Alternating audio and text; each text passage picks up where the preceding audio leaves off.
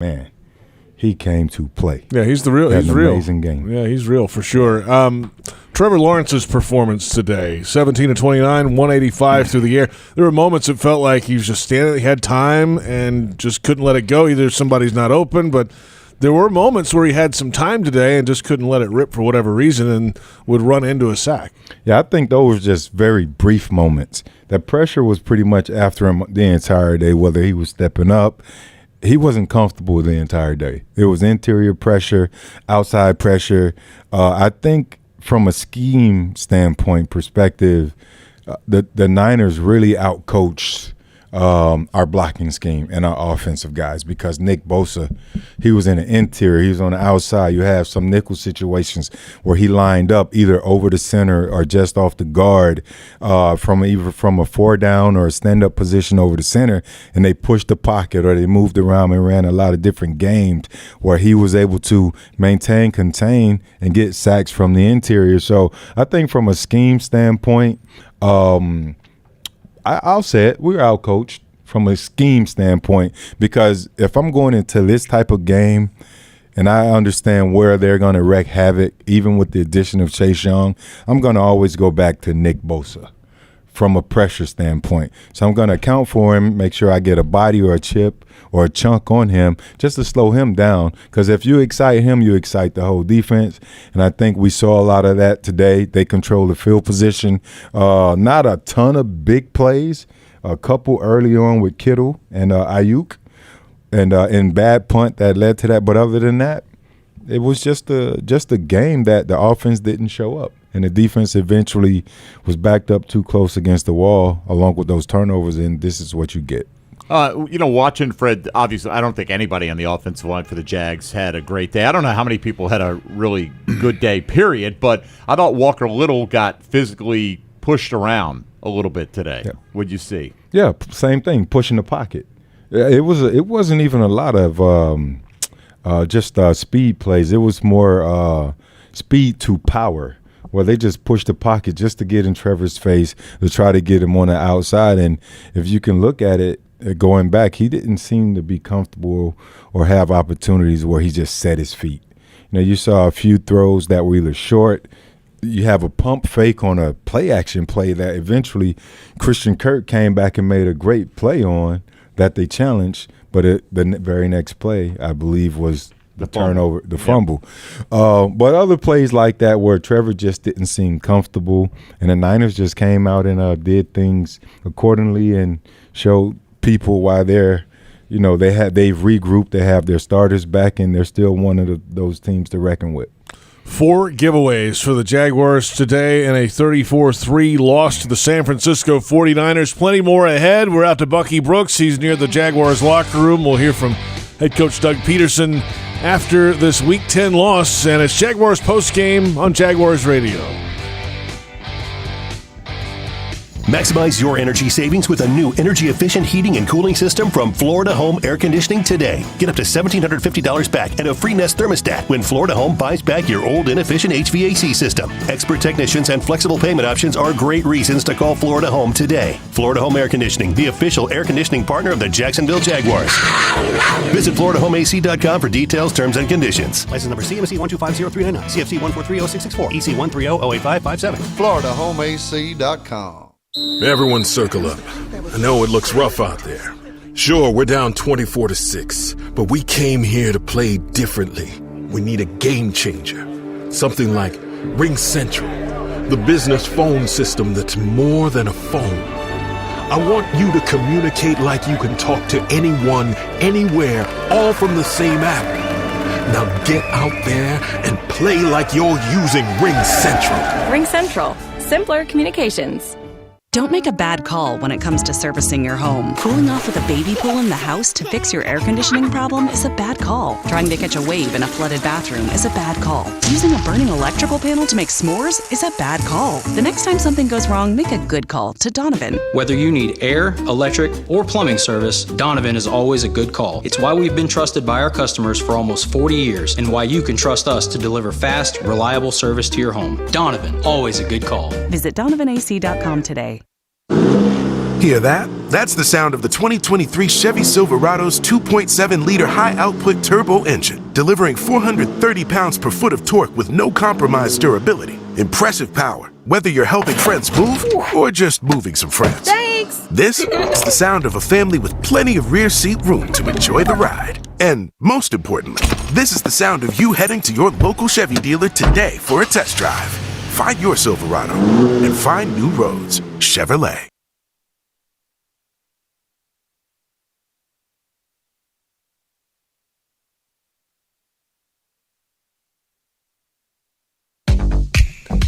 Jaguars Postgame presented by Florida Home AC. JP Shadrick with Mike Dempsey and Fred Taylor in the Hyundai Studios after a Jaguars loss to the San Francisco 49ers, 34-3 the final score. A notable finish just a moment ago, Houston at Cincinnati. The Texans had a 10-point lead early in the fourth quarter, 27-17. Bengals rallied and tied the game with 1:33 to go on a field goal. And then the Texans drive down, and they hit a 38-yard field goal with no time left to win it. So Texans 30, Bengals 27. That's a final, and the Texans are now 5-4. Don't look now, but the Jaguars now at 6-3. Have already lost to the Texans, and that game in a couple of weeks already big anyway, but growing in stature. Life comes at you quick. It does. In the NFL. It really does. I mean, makes next week's game so imperative for the Jags to right the ship the way Houston's playing. No doubt. You start looking at those division standings, and then here come the Texans. The quarterback's playing well down there. So eye-opening loss today for the Jaguars, certainly in so many ways, 34-3. The final score, and how about this defense, Fred? It was a group that's done a lot of things pretty well this year, right? Stopping the run, good on third down, takeaways. They didn't have any of those today, and this was not the Jags defense we're used to seeing around. No, of course not. The Jags have, I think they've given the ball over or given the ball away in the past couple games during their winning streak, at least twice a game. Whereas from a defensive standpoint, they were opportunistic, and they ended up winning the turnover ratio. I don't know the exact numbers, but that's what they needed because the offense really hadn't played well, and it actually caught up with them today. But it holds true that if they're not, they're going to turn the ball over on offense. And if we don't get it back, then you end up having blowout games like this. Again, and that leads to field position woes and eventual blowouts. I don't know. I thought they were in it earlier on. Well, not necessarily in it, but from a field position standpoint, you had a bad punt. San Fran gets the ball at the 43. 4 plays later, they're in the end zone. It's 7-0. Then it's a 3-and-out. 6 plays later, it's 10-0. And before you know it, it's like, is it the off-week layover? And I think we saw a bit of that, and before you know it, everything else just kind of trickled down. But they got to get back to the drawing board. They have to be able to create turnovers to stay in it until that offense that had high expectations in the offseason comes around. And we're all still patient. We're all still waiting. Every week somebody else is taking turns to play well or either play bad. And I think today everyone on the offense played bad. And I don't know. We got to see what this turns into. Yeah, a lot of all the self-scouting. The main thing they came away with: don't turn the ball over on offense. And today was terrible in that regard. And all those quick drives that you're talking about for San Francisco, Fred, add the opening drive of the second half that took them 50 seconds to go down the field in 2 plays. So, every time you looked up, something was going right for the 49ers. And even without the turnovers, it was such a slog for the Jags offense that I don't know if they don't have the turnovers. The score's maybe a little bit closer, but I don't think they do enough offensively today the way it was going regardless. Yeah, I know. San Fran has an amazing defense, again, with the addition of Chase Young. He just made them that much better. He's still a second pick of the 2020 draft, I believe, overall second pick. So he's still a great player, and they came to play today. They put a lot of pressure on the offense, either 5 sacks, I believe they charted, but still a lot of other pressures, a lot of QB hits. Trevor's was never comfortable. I think that also rattled the play caller upstairs, and it just turned into a blowout. So they have an opportunity to go back, look at it, and see where they got to improve at. In the grand scheme, it's an NFC loss. Obviously, the divisional games, every game's big if you're going for the number one seed and everything that comes with that. But the next 2 weeks are huge, obviously, with divisional teams coming up. The Titans coming in here next week, then the Texans down in Houston after that. So you got to figure it out and scrape something together for the next 2 weeks especially. Oh, yeah. The five of the next five games are all AFC games. So, I mean, even with the divisional opponents, you have to make sure you understand the conference tiebreakers. You got Tennessee, Houston, Cincy, Cleveland, and Baltimore, who's in a dogfight with Cleveland right now. So you just got to bring your best ball. I think the wake-up moment for this team was after that 37-17 blowout to the Texans. And here you have another 34-point or 30-plus point blowout. Hopefully you can right the ship, get back on track, because the Titans aren't playing great. The Texans are going to play you well. Cincinnati, depends on if you can get after Joe Mixon. Cleveland, yeah, they kind of Dr. Jekyll, Mr. Hyde, but they have an amazing defense. And you're going to get a great game out of Baltimore. So, but you got to beat the Jaguars. No matter with all of those opponents like we anticipated today, if the Jaguars had shown up and played like they played the previous 5 weeks, then we will have a totally different conversation. And they got to go back to the drawing board and say, hey, we got to do us. Let's get back to it, figure out how we can do us, whether it's coaching, game planning, protecting the football is a must. And the quarterback and the receivers, those guys got to play well. I got to get Ridley to play better. Sorry, Fred. I think you got to decide or figure out, are there some fundamental flaws that you are not able to correct right now? Like last year, they got blown out by Detroit. You know, it was a little bit later in the season, but we're looking at that game like, oh, my gosh, is this the team that they are? Well, it wasn't, right? And it turned out to be an aberration. Detroit was a good team, but they weren't 40-14 better than the Jacksonville Jaguars. San Fran's done this now to a couple of playoff-bound teams, it appears, with the 32-point win over Dallas and this one over Jacksonville. So you got to, you know, if you can put this behind you and come out and win your next several games, then maybe it is that bump in the road and, you know, you blame it on coming off the bye and not being in sync and all that. Not that that's – I mean, San Fran had the same issue and they had to travel and play, you know, 10 o'clock a.m. their time, their body clock time. So there's no excuse for it. But I'm just trying to look for some kind of silver lining in this cloud today. Right. It's tough to find, though. In a game like this one, the final score today, 34-3, Niners over the Jags. We're back in a moment. We're still out to Bucky Brooks. He's down the hallway waiting on the head coach. And we'll hear from Doug Peterson coming up shortly. PRI Productions, the Southeast full-service event company, has everything you need to bring your next idea to life. Visit PRIProductions.com and learn more. And it's Jaguars Postgame on the Jaguars Radio Network. Something happens when you begin to believe. What seems way off in the distance gets closer. You focus on what needs to get done, and you'll let nothing get in your way. Next year becomes this year, and maybe next time becomes now. A whole city will rally behind you and begin to believe too. Because when you believe, the unbelievable can happen. We believe in justice for everyone, and we believe we're the attorneys to help people get it. Farah and Farah, exclusive injury law firm of the Jaguars, Jacksonville. Want to be up close and personal with the Jaguars as they take the field? Here's your chance to be in the shadows, outside the Jaguars locker room, now called The Vault. Enter today at jaguars.com/shadows. One winner a guest for every home game at Everbank Stadium. No purchase to enter or win, must be 18 or older and a legal resident of Florida or Georgia. Promotion period 9/5/23 through 12/15/23.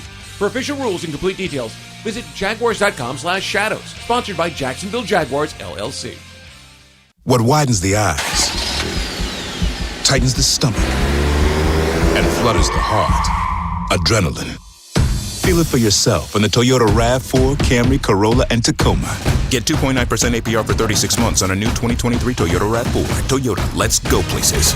Offer valid through December 5th, 2023. $0 for well-qualified buyers with approved credit and financing through Southeast Toyota Finance. $29.04 monthly payment for every $1,000 financed. Excludes tax, tag, registration, title, and dealer fees. See dealer for details.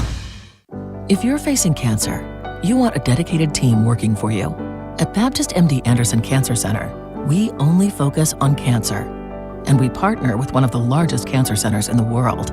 So you'll have a specialized treatment plan created by our experienced and highly trained oncologists and surgeons, collaborating with one of the country's leading cancer centers. Best of all, we're in North Florida with locations in downtown, Baptist South, and Clay. Appointments at baptistmdanderson.com.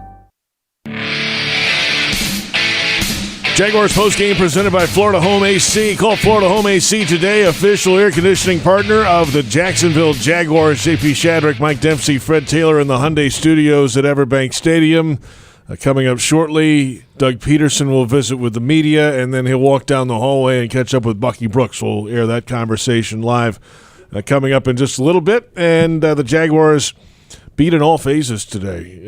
The offense didn't play well. The defense, obviously they gave the ball away 4 times. The defense struggled, and Jamal Agnew got hurt on special teams on top of that today. So tough day. And again, cornerback Tyson Campbell with a hamstring issue didn't come back in the game late. So that's not ideal. We'll get to the injury report fully coming up. So all kind of issues, and we're looking for maybe some bright spots here. So let's go back on the offensive side, Fred. And all right, Christian Kirk, 6 for 104 today, but he had obviously the lost fumble inside the 10-yard line. Can't have that at all, especially when a week where they're emphasizing it more than most, coming off the bye week. Statistically, he's really the one that pops out with the yardage and everything that goes with that today. And to your point, Calvin Ridley, 3 targets, 2 catches, 20 yards today. How do they get him the ball more? How does he get open more? What's the situation? That's a really confusing one. I mean, he came in as a true number 1, yet earlier in the season we felt like if they could find a way to incorporate Christian Kirk, last year's leading receiver, into the game plan where things don't go through Ridley, you would have thought that Ridley would have had an opportunity to sort of be a better player on the back end. But for me, I just don't understand. I can't really figure it out why he's not having the production that we all thought. Is it being doubled? Is it just? You know what? Today I think Jimmy did an amazing job of guarding him. He did draw 2 flags, which is also just as good as having catches. By the way, he leads the league in defensive pass interferences while targeted. Yeah, accepted and thrown. We want to see production. Yeah. We want to see him catch balls and sort of score touchdowns and all that stuff, whereas the flags are good, but they're only good in situations, right? We want to see you be more of a threat, and maybe he is, because we're not necessarily looking at all 22. Is he getting other guys open? So those are some questions that got to be asked that we can't see from the naked eye. You'll see it in film review, but I'm still a fan of Calvin, man. I think he can still be a good player here, whether it's this year, next year, if they re-sign him or however that all works out. But now is now. I like to see him play better. I like to see all of them play better, to be honest with you. How much could Zay Jones help this offense? That's the key right there, Mike. I think Zay is the unsung hero. He makes all the catches. He gets the guys open. If they're going to go and double Calvin Ridley, then obviously Zay is going to make all of his catches. Trevor has great rapport with Zay, and that's also his outlet. So when Zay is out there, we see Trevor without hesitation. He's finding a way to get in the ball because he knows this guy's consistent. He's going to make the tough catches. He's going to find a way to get open, whether it's underneath or deep. And I'm glad you said that. He's a big piece of this offense, and I can't wait to get back healthy, and hopefully we can see a different offense. And that's the question, right? Is he going to be back and healthy? I mean, he hasn't been trending the right way. He's been on the practice field some this past week, limited, off to the side, and down again today. So how long will that keep repeating until they either get him on the field or put him on the list for the season? I mean, I could say you're asking the right guy, but you're also asking the wrong guy. Yeah. I had my frustrations with injury pretty much like Tyson. He came back, seemed well earlier on, and then the hamstring kind of crept back up, and he had to end up leaving the game. The guys try to get out there, and they want to be out there, and they love to be out there. It's just injuries are tricky. The staff is doing all that they can.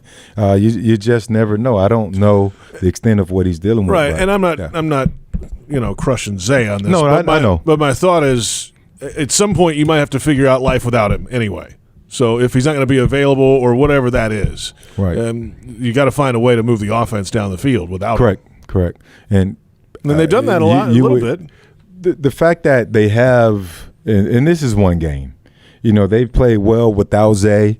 They have shown some struggles, but I think with Zay in there, they seem to be a lot more open and have more options, obviously. He's a guy they signed. He's a big piece of helping Trevor Lawrence develop a year ago.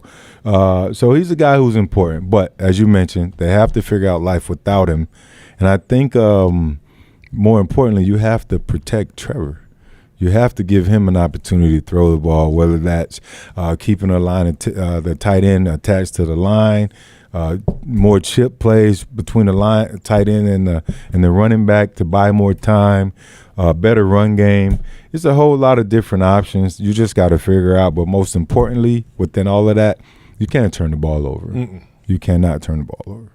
And, we were talking about it on the break there, 3 out of the 4 games here at Everbank Stadium, they've really performed poorly offensively. Is that just coincidental with the matchups that they've had? I mean, Kansas City's defense has been good this year. San Francisco and Houston seems to have Jacksonville's number no matter where they play. But is there something to the venue or the way they prepare? Or you know what I mean? I mean, it's not like the stadium's scoring points for the opposition or keeping you down, but is it just a coincidence in your opinion? I think it's just coincidence, but I know a lot of people look at it and say, well, we've only scored 29 points here. We've given up 88, which is crazy. But I believe it's more coincidence. I think these guys can play anywhere. Unfortunately, they're 0-3 in the city of Jacksonville. And they got the one with the well, they did get the one, so it's 1-3. Yeah. But it's 4 more here. So they got to find a way to figure it out if they're going to be a playoff team. Otherwise, it's trending 9-7, I believe, or something like that. I think it's more coincidence than anything. But the offense has to play well. They got to protect Trevor, and they got to score points. That's the bottom line. Plenty ahead. Still out to Bucky Brooks down the hallway, waiting on head coach Doug Peterson after a Jaguars loss to the San Francisco 49ers. 34-3 is the final. And this is Jaguars Postgame on Jaguars Radio. Maximize your energy savings with a new energy-efficient heating and cooling system from Florida Home Air Conditioning today. Get up to $1,750 back and a free Nest thermostat when Florida Home buys back your old inefficient HVAC system. Expert technicians and flexible payment options are great reasons to call Florida Home today. Florida Home Air Conditioning, the official air conditioning partner of the Jacksonville Jaguars. Visit FloridaHomeAC.com for details, terms, and conditions. License number CMC 1250399, CFC 1430664, EC 130-08557. FloridaHomeAC.com. Hey, it's Salem from Travel Camp RV, the official RV dealer of the Jacksonville Jaguars. I wanted to personally invite you to come shop with us. With locations throughout the Southeast, we're likely not far from you. We offer the nation's top RV brands. You can expect value pricing from the get-go and guaranteed best financing options. You can also find us online at travelcamp.com. Our mission is simple, to help more families make more great memories in an RV. Travel Camp RV. We've had the pleasure of doing this since 1982. When it comes to water, choose our team, the winning team. Choose CGC Water Treatment. CGC Water Treatment works, and it works for DG too, former Jags QB, David Garrard. If you're not filtering your water, you are the filter. Don't be the filter. Discover the Kinetico difference. Call CGC Water Treatment at 844-CGC-JAGS or visit cgcwater.com. CGC Water Treatment are proud partners of the Jacksonville Jaguars and your local independent Kinetico dealers. Don't make a bad call when it comes to servicing your home. Cooling off with a baby pool in the house to fix your air conditioning problem is a bad call. Trying to catch a wave in a flooded bathroom is a bad call. Using a burning electrical panel to make s'mores is a bad call. The next time something goes wrong, make a good call to Donovan. Whether you need air, electric, or plumbing service, Donovan is always a good call. It's why we've been trusted by our customers. Doug, why do you think the team wasn't ready today? Anything you can put your finger on? I thought the team was ready. We failed to execute on the opening drive defensively, and we failed to execute on the opening drive offensively. And that's the part that is disappointing because these guys were ready to go, and to have the lack of execution like we did early in the football game just kind of snowballed from there. Doug, last year against Detroit, this year against Houston, you guys had similar games, bounced back, played your best football of both seasons. Why were they able to do that, and do you think that's in them to do this now? I mean, I don't know. We obviously got to look at ourselves in the mirror and figure some things out, and especially here at home. 3 or 4 games that are not very good, and I guess the beauty of everything is we still sit in the driver's seat. We're 6-3, and still a lot of football ahead, and great opportunity. This was definitely a humbling experience today. Offensively, Doug, do you think it was a matter of Trevor rushing things, the protection not being there? Was there anything you could really pinpoint as to why it never got into that flow on offense? Possibly just maybe, speeding some things up in his mind. Obviously when we fail to execute even around him, right? There's problems there.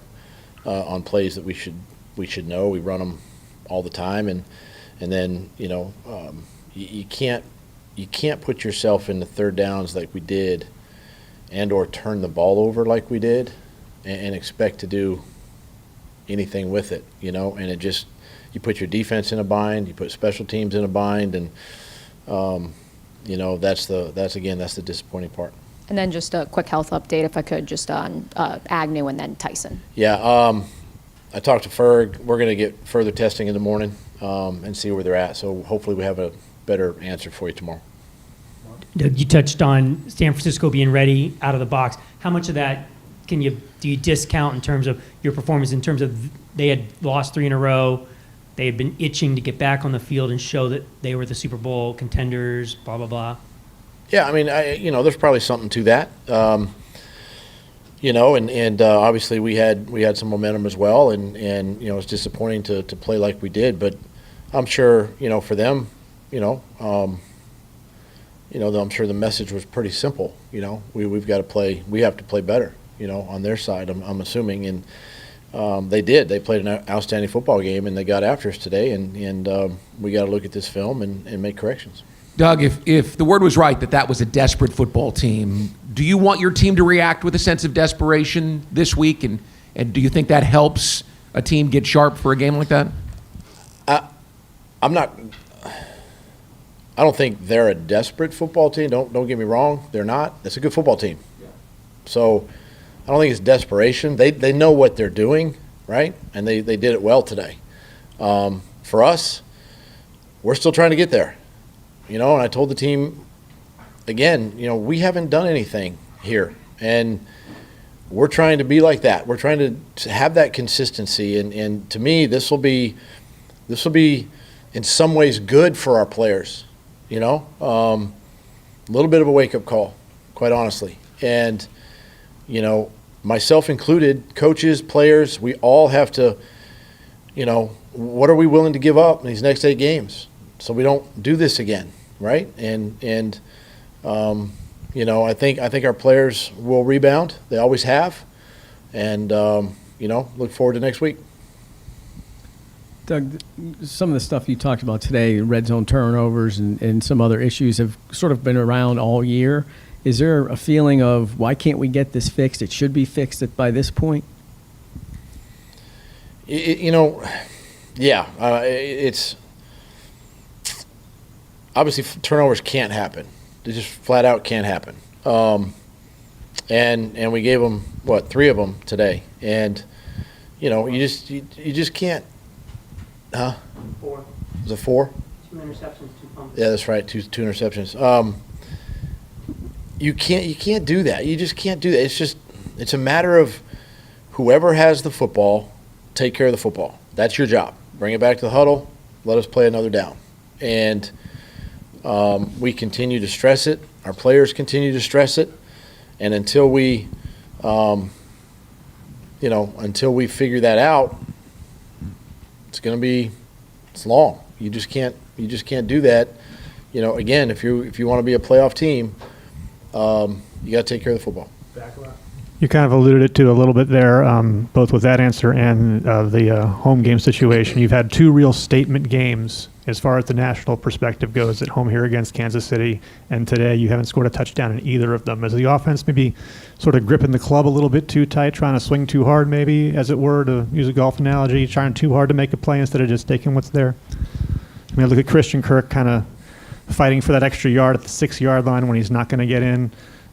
Trevor firing a fastball to Tank as a couple of examples. And I don't think Christian was fighting. I think he was held up, and I think the ball got punched out. I don't think it was necessarily him fighting for extra yards. But again, those are plays that we want to hang on to the football.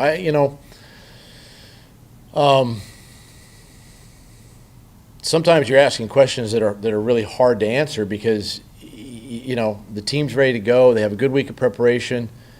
Why we go out like that? I mean, nobody wants to go out and coach that way. Nobody wants to go out and play that way. Nobody wants to go out and lose that way. We have too much pride, and these are great opportunities for me to coach this football team and to lead this football team and to instruct this football team. And until we've got some young guys that are learning this for the first time, and kind of going through a little adversity. And again, we're trying to put ourselves in positions to be a better football team in the AFC, and sometimes it looks brilliant, and then there's days like today, not so good. And those are the things that each person has to look at themselves and say, what am I studying enough? As coaches, are we putting our players in better positions to be successful? Are the players, doing what they need to do? Coaches doing what they need to do? So it's a group effort. There's enough, enough stuff to go around. I don't want to call it blame, but it's everybody doing their job, right? And I know this football team, and I know they'll come back Wednesday, when we get ready for Tennessee, and they'll be focused and ready to go. Thanks, Coach. Okay.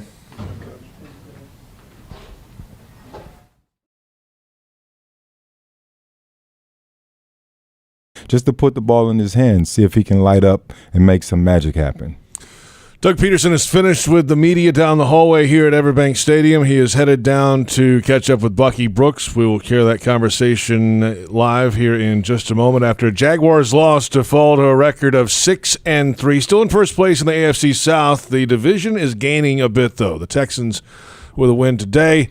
Of course, the Titans come in here next week. The Jaguars head to Houston in 2 weeks. There's plenty to get fixed between now and then, of course, for this Jags team. 4 giveaways today. They lost the turnover battle 4-0, and the Jags defense gives up 34 today. The offense manages only a field goal in this one. Let's go down the hallway now, and Bucky Brooks standing by with head coach Doug Peterson. Coach, thoughts on a tough loss today? Tough loss. It's kind of embarrassing. Good week of preparation. Guys were in good spirits. A lot of energy out there. Quite frankly, to do what we did today, we failed to execute on just basic things today. Is disheartening. It's disappointing. And the guys know. They know it.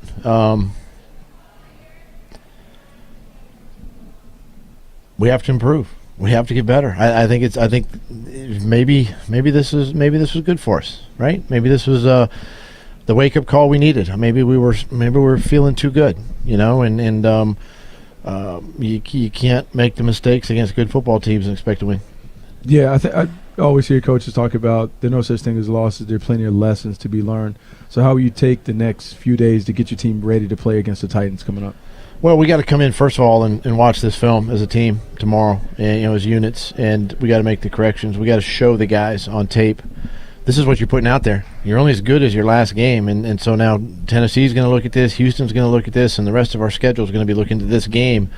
They're just like they're looking at the Houston game and the Kansas City game, and and saying, hey, here's the formula to beat the Jacksonville Jaguars. And quite frankly, if we just do our game, Jacksonville's going to beat themselves because they're going to turn the ball over. They're going to wait for that mistake to happen. We're gonna blow a coverage. We're not going to block the wrong guy. And that to me is, those are the unacceptable things. And we have to really be focused this week, on our jobs and what we're doing, and really to every man, are we doing enough, right? Can we do more in our preparation during the week? And thinking about that, because you talked about preparation being good, but then for whatever reason on game day the execution wasn't right. Is that something that you can kind of talk to the players about, talk to the coaches about? Like, how can we get our game day to be like our practice stuff was?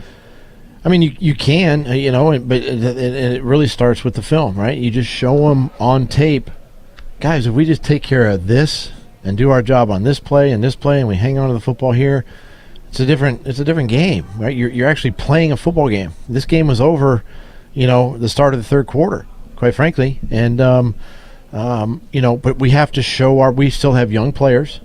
We got second and third year players that are young, that they have to feel that sense of urgency. There has to be a sense of urgency when you start every football game, regardless of who you're playing, that it doesn't matter. It's our execution and how well we can execute in all three phases and take care of the football in order to win.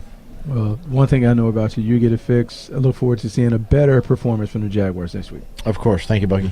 All right, Bucky Brooks, head coach Doug Peterson down the hallway here at Everbank Stadium after Jaguars lost today to the San Francisco 49ers, 34-3 the final. Plenty ahead. Look at the final stats when we return. It's Jaguars Postgame on the Jaguars Radio Network. Jaguars fans, Everbank is building its future on the partnership and the performance you know and trust. Take advantage of high-yield savings solutions with money market, online savings, CDs, and more. Visit everbank.com/Jaguars today for your financial advantage.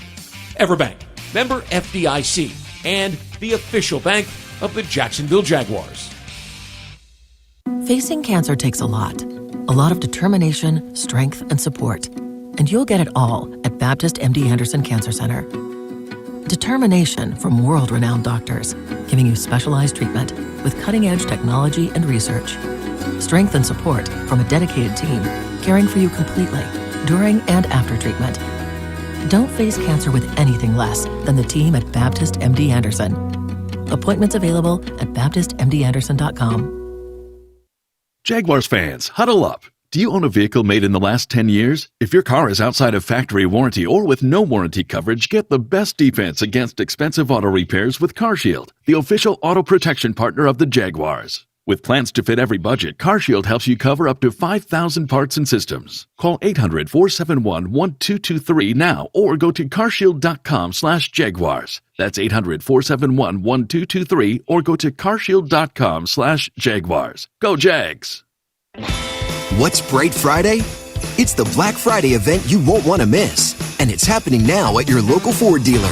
Brighten your holidays with great offers on a new Ford, like Ford F-150, the truck at the top of everyone's list. Ford Explorer, an SUV with room for all your presents and passengers. And if you want big holiday thrills, there's the Bronco Sport SUV. But hurry, Ford's Bright Friday event ends November 30th.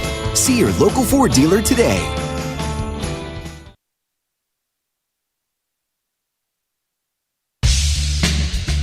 Jaguars postgame presented by Florida Home AC. JP Shadrick, Mike Dempsey, Fred Taylor from the Hyundai Studios. Final score, 49ers. Not far away from 49 today. 34-3, the final score over the Jaguars. Jags now 6-3. The Niners now 6-3. Jags in first place. The Texans won today, so they are creeping up in the division race. And, of course, that game head-to-head in a couple weeks down in Houston. Jaguars have the Titans next week. Let's take a look at the Everbank final stats in this one. We'll start with the total yardage, 437 to 221 in favor of San Fran. It's the lowest total yardage for the Jaguars this season in a game. First downs, 20 to 12 in favor of the Niners. Both teams 4 of 12 on third down today. Rushing yards 144 for San Fran, 59 rushing yards for the Jaguars today. That's not going to get it done. Passing net 293 to 162 in favor of San Fran. 7 penalties, 90 yards on the 49ers. 5 for 39 on the Jaguars. 4 turnovers for the Jags, 0 for San Fran. Time of possession 33 minutes 11 seconds in favor of San Francisco, and the 49ers blow out the Jags today, Mike. Yeah, some individual numbers here. Trevor Lawrence, 17 to 29, 185 yards, had the 2 interceptions today, no touchdown. C.J. Beathard, little mop-up duty, 1 for 2 for 5 yards. Christian Kirk even threw a pass today, incomplete to Travis Etienne. Brock Purdy, on the other hand, 19 of 26, 296, 3 touchdowns without a pick on the day. He had a quarterback rating of 148.9 on the ground. Travis Etienne only managed 35 yards on 9 carries. McCaffrey, on the other hand, 16 for 95, nearly 6 yards a pop. George Kittle led the way for the Niners, 3 catches for 116 and a touchdown. Also touchdown catches for Brandon Ayuk and Kyle Juszczyk. Christian Kirk had the 6 for 104 for Jacksonville. No other Jaguar receiver had more than 28 yards in this game. No other non-running back had more than 20 yards receiving in this game. That was Calvin Ridley's 2 catches, 420. Devin Lloyd led the team in tackles with 10, 7 of those solo. Foye Oluokun had 6 solo among his 9 total tackles, and the only 2 sacks on the day for the Jags. There you have it, the final stats check. What'd you hear from Doug Peterson in the conversation with Bucky a moment ago, Fred? Anything stand out? Basically just talking about beating yourself, which is a different type of abuse. I think having sense of urgency, especially coming off a bye week, and just really execution, protecting the football, not turning it over, just really trying to get the guys to wake up and understand how important these ball games are. And throughout that, when Doug was speaking, I was kind of going back, charting Logan Cook. He's not exempt from this either, right? Okay. Because he's out there. His first punt was 41 yards, which gave San Fran that great field position. Kind of started this onslaught a minute into the game, but your last punt, you're 62-yard long with 2 minutes left in the game. And you talk about something that's confusing and mind-boggling. When the pressure's on, you see he displayed a short punt. But when he's relaxed, the game is over. It's a blowout. He's kicking a ball like way out of control. Everybody is accountable. You have to come out there and put your best foot forward no matter what throughout the course of the game, even more so when it's pressure to start a game.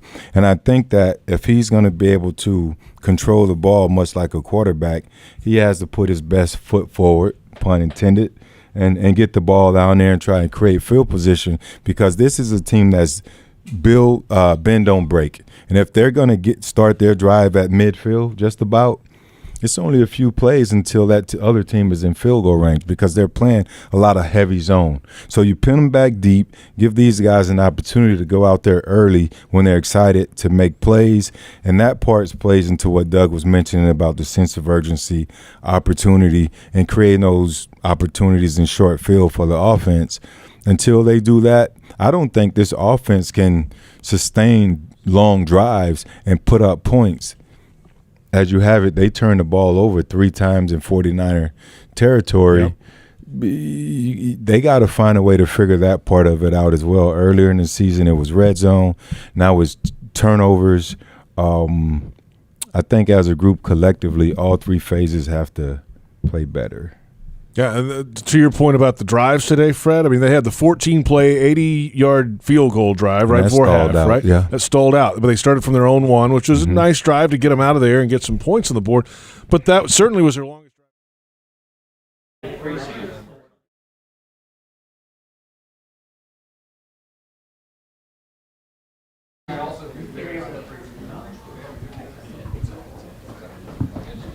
Who wants to go first? We'll start with Gene here on the right.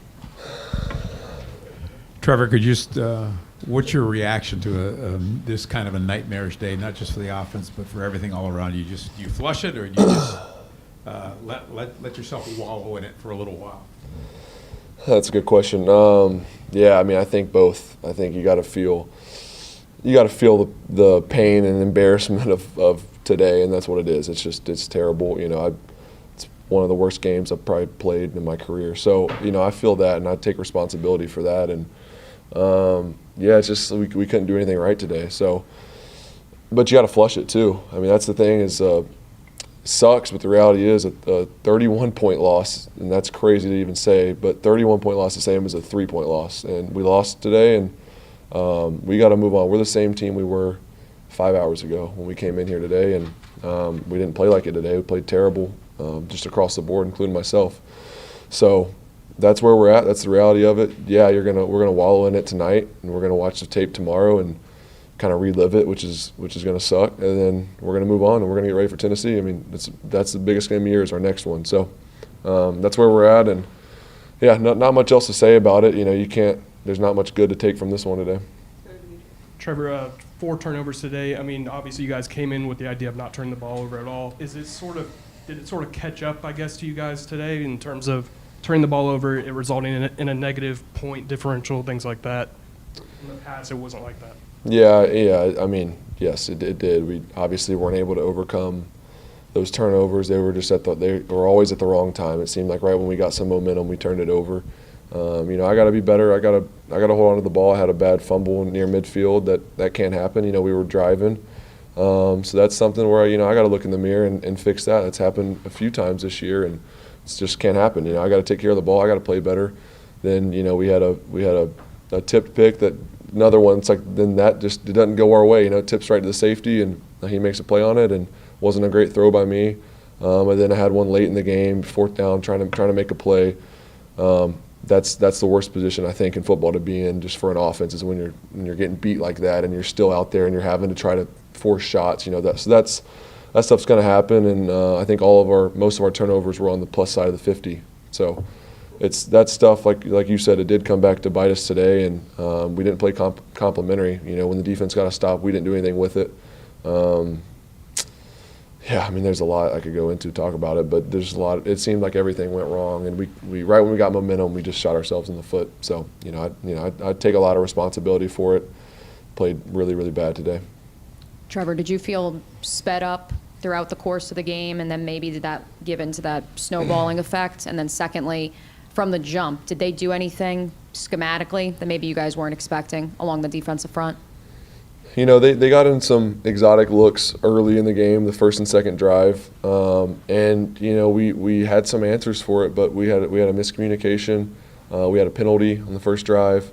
Those were back-to-back plays, and resulted in obviously the penalty backed us up, and then sack from the miscommunication. So that's stuff that just can't happen early in the game, especially when you're playing a good team. You're playing a good defense, a good offense on the other side of the ball. You can't give them momentum, and you give them a sack, you get their pass rush going. All the stuff that we talked about during the week of not doing, we did. We started off with a 3-and-out, gave them momentum. They got the ball. I think they went and scored. I can't remember now. Then we got the ball, had another 3-and-out. And that's just not how you want to start the game against a team like this. They're really good, especially playing with a lead. Their offense is kind of built for that. They have a great scheme. They held on to the ball today. We didn't. We were -4 in the margin. I don't know. The last team to win might be us in the playoffs, I guess. Not to be ironic, but you don't win much when you're -4. So yeah. Like you said, a couple 3-and-outs to start the game. Did you feel like the energy was off? Did you guys come out flat? Do you feel like? No, I don't think so. I think we had honestly, that's what's most frustrating is when you play like this and you can't point to something during the week. I thought we had a great week of practice. We had the right mindset. We obviously there was some disconnect at some point to play that way, but I thought the energy was really good. We were all amped to play. We knew this was a big game. We knew this was a good team coming in here, and we felt like we could take advantage of this opportunity and beat a good team, and we didn't. We played our worst game of the year. So I don't think it's anything like that. I just think that we have to be better at handling adversity. It's something that we've done really a good job of in the past, but we have to be better about not letting things snowball. When there is a mistake early, bounce back, someone else make a play, make them right, whatever it is, instead of just kind of letting them all pile on top of one another, and then you find yourself in the game that we had today where it's like nothing seems to go right because we all just made our mistakes at different times at the wrong time. So we got to be better at overcoming those things because you're going to have mistakes in games, and you can't make them you can't let them change the game and let them change the momentum completely. We didn't do a good job of that today, and they did a great job of capitalizing on the momentum shifts of the game. Trevor, what is the offense doing consistently well, if anything? I mean, it's tough to say after today. We didn't do anything really well today, honestly. I thought we hit a handful of big plays, out in space. I thought we did a great job. We hit some nice screens. We got the ball in space on some plays. But we played the whole game from behind, so it changes your whole plan at that point when you get into the third quarter and you're down that much because you haven't got anything going. You've had so many 3 and outs. We've had so many second and longs, third and longs. You don't get to play the game the way you wanted to because it's not the same circumstances. You're not in, second and medium. You're not in third and medium, third and short. And, of course, we got to be able to overcome those because those are the situations we're going to be in sometimes. So we got to do a better job of overcoming the tough situations. But when you constantly put yourself in that situation every drive, it kind of changes how you want to play the game. So I think that's what happened today. And, I think we've been pretty consistent at getting the ball out, getting the ball in space, taking what the defense gives us, being efficient this season. We weren't today. I think there's a handful of things that I missed today that I have to be better. Just being honest with you guys, I didn't play well, and you're not going to win much in this league when the quarterback doesn't play well. So, I got to watch the tape and check some of that stuff out. Trevor, I had a follow. Oh, sorry. 9 games in, the offense has yet to hit the stride that we saw you guys in at the end last season. Is there a feeling or a worry that it's not going to get there? No, not at all. How hard is it to function if you're not connecting on first down? I think it was like 19 plays, 38 yards today on first down. It's really tough. Like I said, it changes the way you call the game, the way sometimes you play the game when you are behind the sticks. And I mean, this year, honestly, though, we've been pretty good at being in second and long and making it third and short. We're getting the first down and putting ourselves in manageable situations, but we didn't do it today. So that was something where we got to go back. We got to go back and look at it and see what we could have done better. I know like I said, there's a handful of plays where I didn't make the right decision, or I didn't get the ball out quick enough, or I didn't find the right guy, and I knew that coming off the field, and I got to fix those. And then the other stuff, we're all just going to have to kind of take accountability. Like there's things out there on every play that we're all doing where we can be better, and it's just all kind of hit today at the same time. How much adds to the frustration collectively or anger that it's happening here? You're 1-3 and 2 really ugly performances at home. Yeah, it sucks because for all the good things we've done this season, we've played really well at times, and we've had some big wins, and they just haven't been here. And that sucks when you can't experience that with your fans and the people that support you. And it's important to win on the road, but it's really important to win at home. So we got to figure that piece out. We got to play better here. But we can't hit the panic button. We can't make it more than it is. We played terrible today. We laid an egg. Nothing went right. We didn't do anything right, and we got to bounce back and play better next week. We got another home game next week, so we got that opportunity to play well. It's a division game too, so we gotta flush it quick, and we will. The leaders in this team, we've been talking. We're made of the right stuff. You got to handle a little adversity along the way, and that's what this is. And but yeah, we got to win at home. That's going to be key if you want to go around the playoffs and you want to have home field advantage and you want to play at home more. You got to win here. So. Yeah, thank y'all. Y'all have a good night. Thanks.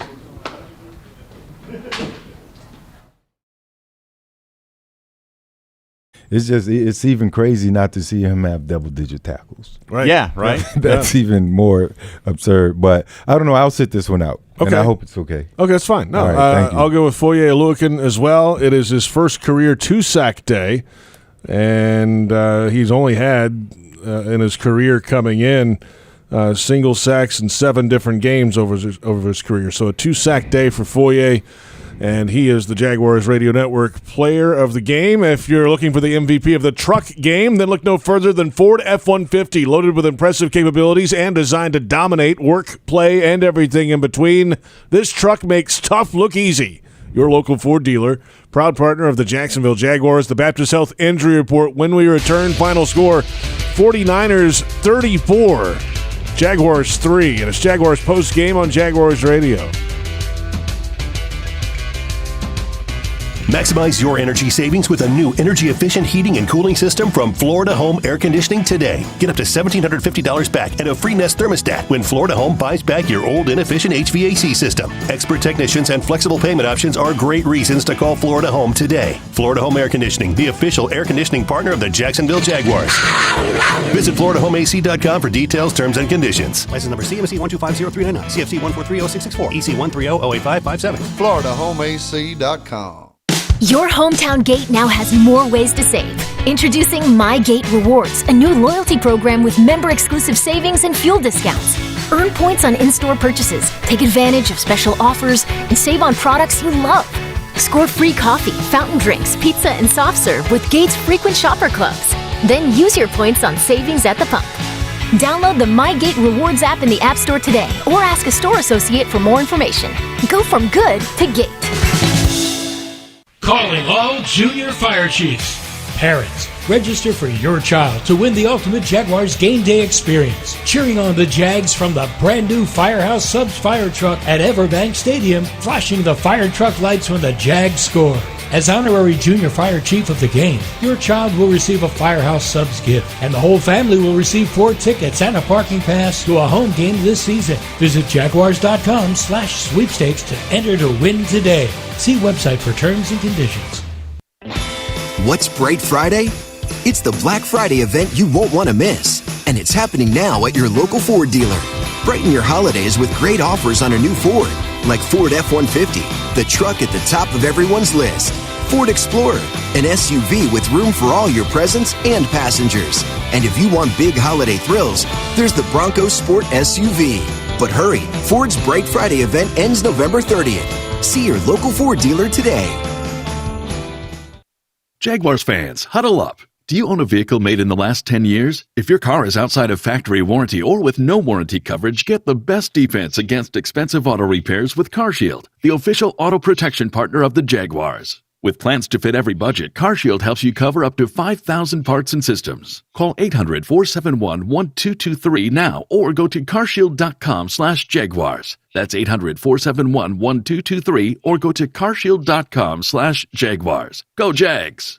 As the official ticket marketplace of the Jacksonville Jaguars and the NFL, Ticketmaster has a wide selection of tickets available for every game. Whether you're cheering on the Jaguars at home or away, Ticketmaster has you covered. With Ticketmaster's interactive seat map, you'll get a 360-degree preview of your seat so you can make sure you've got the best view of those pivotal plays. Plus, the Ticketmaster app makes it easy to sell or transfer tickets if your plans change. And mobile tickets make getting in on game day a breeze. Find tickets today at Ticketmaster.com/Jaguars. That's Ticketmaster.com/Jaguars.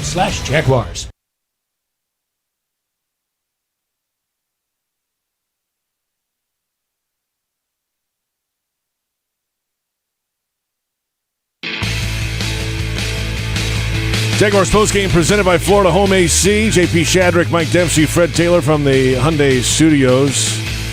Another player we could have mentioned for player of the game is the only guy that scored points, Brandon McManus. He got the field goal. That's the safest. Can I vote now? You can, yeah, but it's too late. You're outvoted anyway, Fred. buddy. I mean, I know. He did get the one. That's the most positive a few weeks all ago. day. Yeah, And he won the Player of the Month, AFC, right? Yeah, but he got our player of the game as well. He did, yes. So he's got his. He's got that. He got the car for that one, right?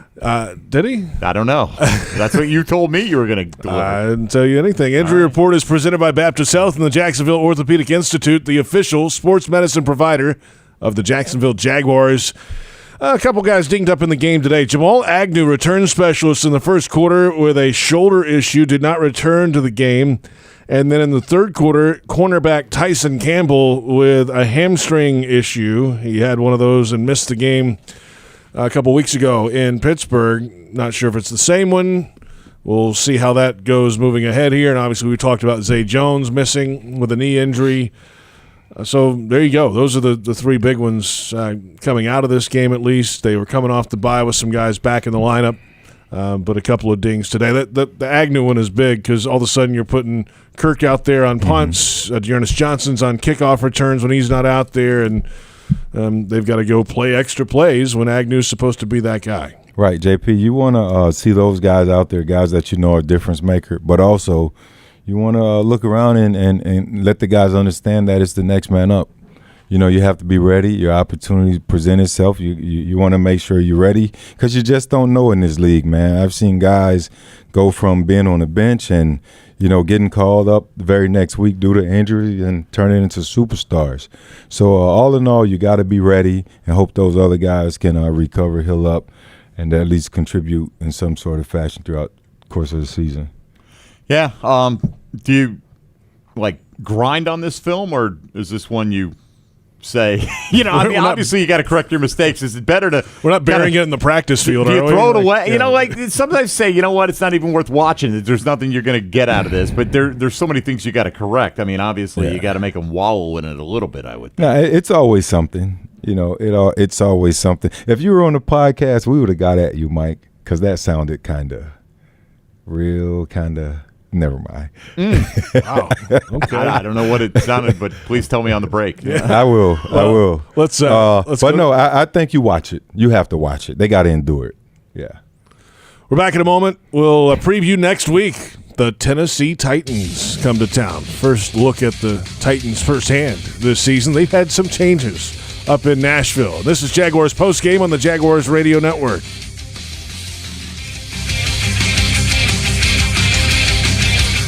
Hey, Jags fans, Everbank is driven by performance, strength, and security.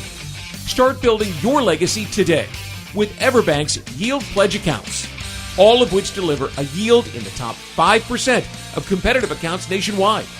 Visit everbank.com/Jaguars for your earned advantage. Everbank, member FDIC, and the official bank of the Jacksonville Jaguars. If you're facing cancer, you want a dedicated team working for you. At Baptist MD Anderson Cancer Center, we only focus on cancer. And we partner with one of the largest cancer centers in the world. So you'll have a specialized treatment plan created by our experienced and highly trained oncologists and surgeons, collaborating with one of the country's leading cancer centers. Best of all, we're in North Florida with locations in downtown, Baptist South, and Clay. Appointments at baptistmdanderson.com.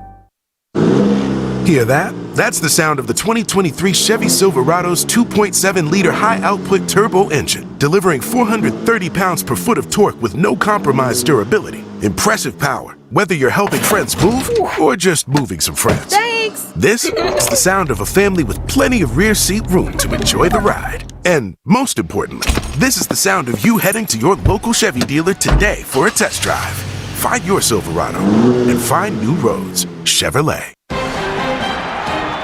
And we're back with the action. Coke Zero Sugar might be the best Coke ever. That's right, Jim. With an irresistible taste and zero sugar, Coke Zero Sugar is a must-try for any sports fan. So make sure you... Wait, Jim, I didn't mean try it right now. We're still on the air. Best Coke ever? Take a taste, Jen. Really? No, not right now, Jen. We got a game to call.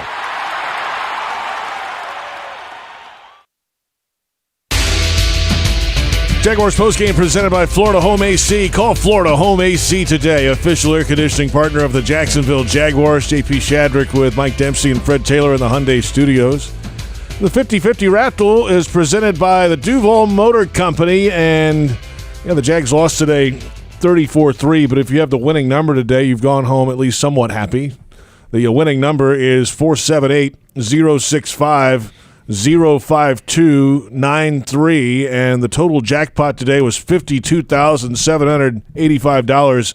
The winning prize is half of that, $26,393 for the. That's a lot of money. That is a lot of money, Fred. It's still a little bit less than the 500 you're looking for, but that's okay. I digress.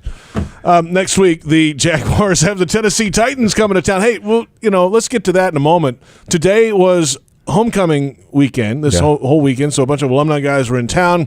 You came up today, Fred, for the game and got to see a bunch of guys here today. And Tom Coughlin it was announced earlier in the week that he was going to be inducted into the Pride of the Jaguars at some point in 2024. So all that happening this week, it's cool to see all the old guys. Yeah, I had to play catch-up this morning. I hopped on the road at 5 a.m. It wasn't any flights here.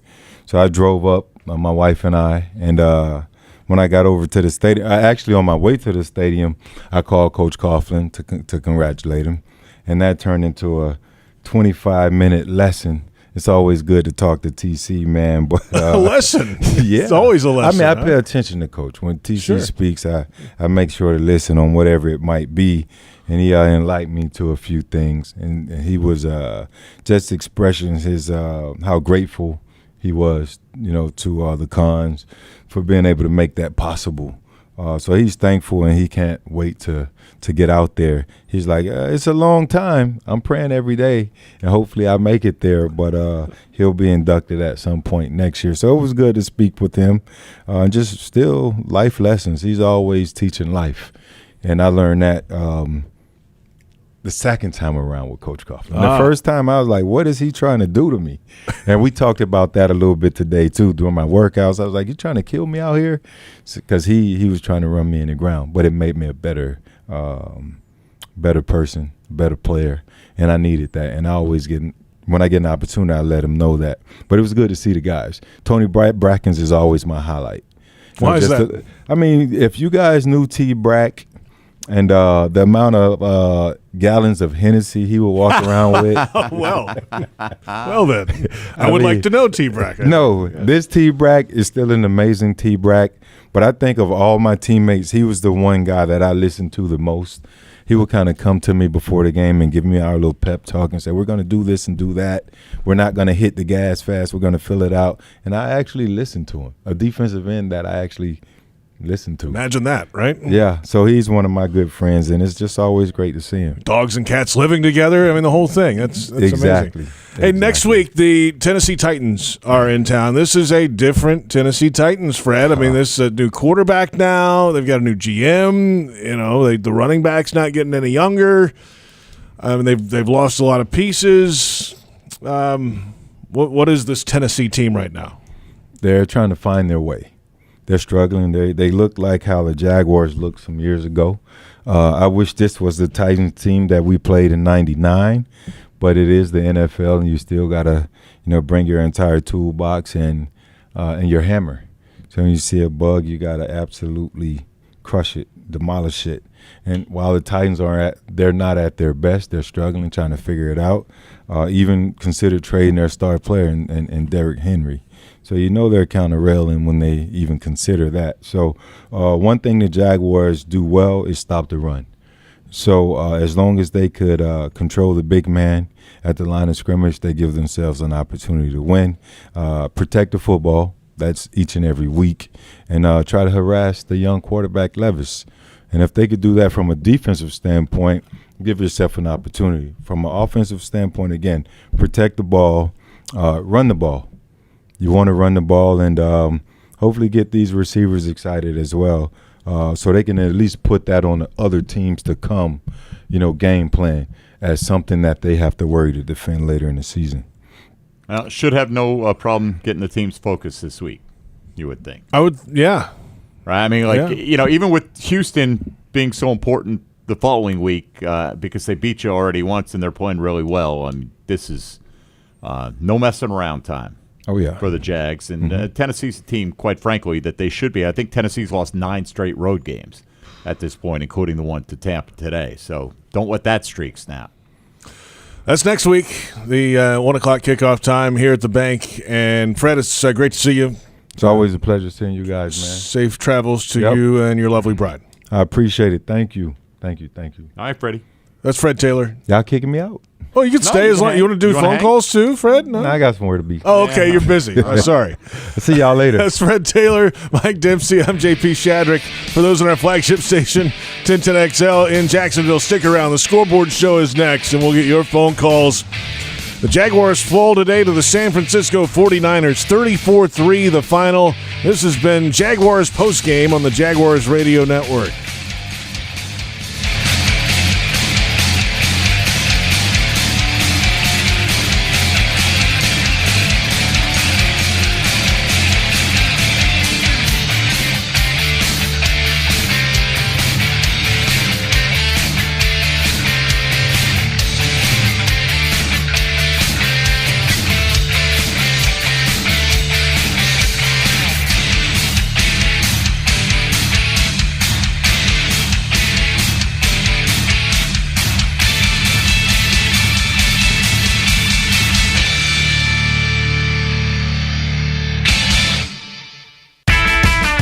Welcome to the Jaguars Scoreboard Show. This is your chance, Jaguars fans, to sound off about today's game. Now, waiting to hear from you, here are Mike Dempsey, Bucky Brooks, and JP Shadrick. Welcome in the Scoreboard Show. 355-NFL-1, the number, 355-6351 after a Jaguars loss to the 49ers, 34-3, the final score. JP Shadrick, Mike Dempsey, and your calls coming up. And, boy, a lot to discuss today. The defense didn't play well. The offense didn't play well. Special teams had their issues today, and just an all-around team loss. It was a whipping, right? San Fran. I mean, if this was a litmus test, you need to change your pH. I don't know. Is that how it works? I don't know what to tell you. I'm no JP. physicist. I don't know. I don't think that's physics, but nevertheless, I think that's in the chemistry lane. But they did not have any chemistry today. They had nothing going for them. I mean, really striking to me to listen to Doug Peterson make a point repeatedly. We didn't come out ready to play. He knows. Now, Trevor Lawrence said, hey, we had a good week of practice. Guys were fired up. The head coach is not repeating that mantra over and over if he feels that was the case. I mean, they come out, they go 3 and out right away, and the defense allows San Fran to go right down the field. You know, as Fred pointed out, bad punt by Logan Cook, and it just boom, boom, boom, you're in a hole. And they settled down a little bit. The offense really just had one productive drive in the first half, and that was it, JP, even without the turnovers. And the turnovers, I don't know what you do here in this regard. We talked about it a lot in the pregame. This is something that they, quote, self-scouted during the break. Got to cut down on turnovers on the offensive end of the field. Well, how do you do that? Because they were leading the league going into the bye week. Coming out of the Pittsburgh game, they were leading the league in fumbles lost. Correct. 9 of them. Right. So, I mean, it's not like Christian Kirk doesn't know you can't fumble the ball, you know, and I understand guys are pulling at the ball and they're trying to make plays as well, but there's been such a point of emphasis for this team. It was disappointing that with the extra week of rest to kind of collect themselves that it went down this way today. Absolutely. And then on defense, just not much going on. I mean, they go right down the field in the first possession. The Jaguars have gone 3 and out on their opening possession, and then 4 plays, 57 yards, 2 minutes, 5 seconds. People aren't on their seats yet. It's 7-0 San Fran. I mean, look at the touchdown pass to Ayuk right there. You had Tyson Campbell and Andre Sisco in position. Either one could have made a play on that, and it hung up forever. It hung up, and it was like they'd never seen a ball, like in space before. Like, how do we do that? And it just one of those things. And it seemed like every time that Brock Purdy, give him credit, man. I mean, he does not have a rifle arm, and I know the guys were talking about him throwing with anticipation, but even like he recognized he had one-on-one with Kittle and Devin Lloyd on the outside, and he just chucked it up and let his guy make a play. He couldn't step into it. He barely got anything on it. You know, and Devin Lloyd in that situation, look, he got beat, but recover and make the tackle and don't let Kittle go the distance. You know, there were so many of these things today, and it's not just one thing, and that's the disappointing thing. It very reminiscent of the Detroit loss last year, where just really not much is going right, and you're wondering, wow, is this really the team that's ready to make a run to a division title? Well, it turned out they were. And they said that they could put that one behind them. Well, they're going to get a chance next Sunday. They're going to have to put this one behind them. There are a lot of football games left to play. And the good news is they're 6-3, right? So they're still in first place. They still, everything is out there in front of them. But there's no getting around how poorly they played and how they looked like they were not in the 49ers class today. Well, you can call and talk about it as well. 355-NFL-1, the number, 355-6351. Will return with your phone calls. Keep it clean. It's the Scoreboard Show on Jaguars Radio.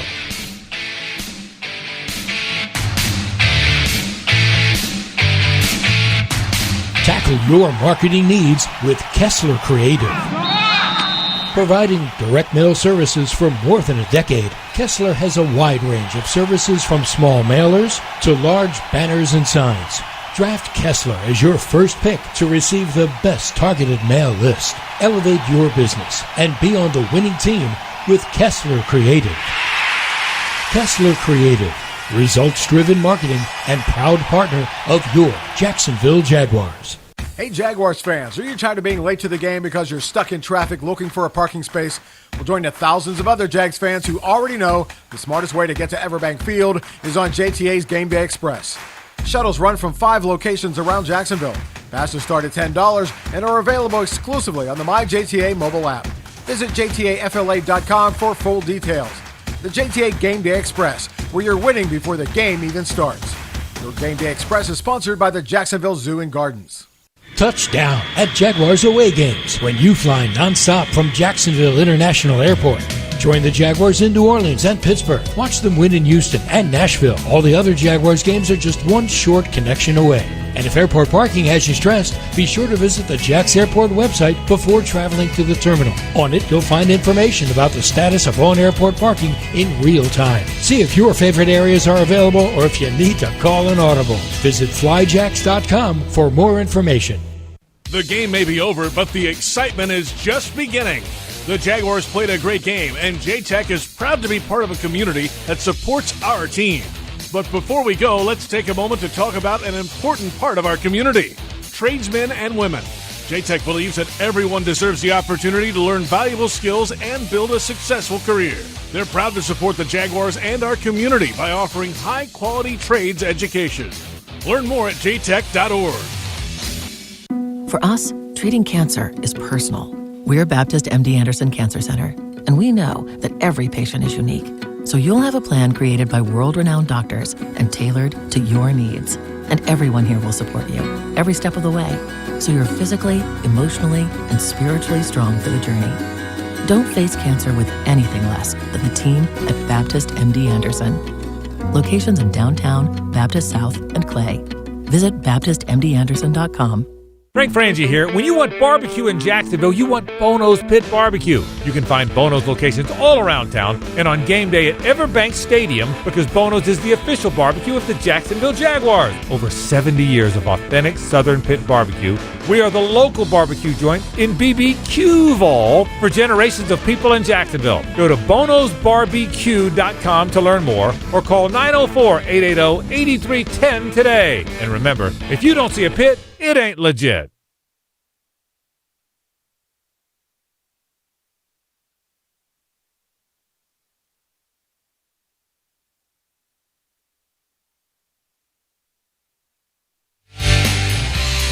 Welcome back. The Scoreboard Show continues. JP Shadrick, Mike Dempsey, Bucky Brooks joining us now in the Hyundai Studios as we open the phone lines. 355-NFL-1, 355-6351. Bucky, I don't know how much more you can add to what was just a dreadful day at the office for the Jaguars today, 34-3. Yeah, bad day at office. Not really what anybody anticipated. We thought this would be a game that we'd get a chance to see how good the Jaguars were, but the performance they put out there certainly is not indicative of the team that we saw coming in. And so you have to kind of watch the tape, figure out where you can get better, try and take some of these lessons from the loss. Trevor Lawrence said in his comments, or some of his comments, that, we had a great week of practice, guys were fired up. But clearly, Doug Peterson, when you were talking to him, indicated he didn't think these guys were ready to play from the jump today. How does that happen coming off a bye with a big-time opponent like this? Yeah, he was talking about the urgency. Young team still has to have the urgency at the beginning of the game to be ready. You knew this team was going to be fired up. They lost 3 in a row.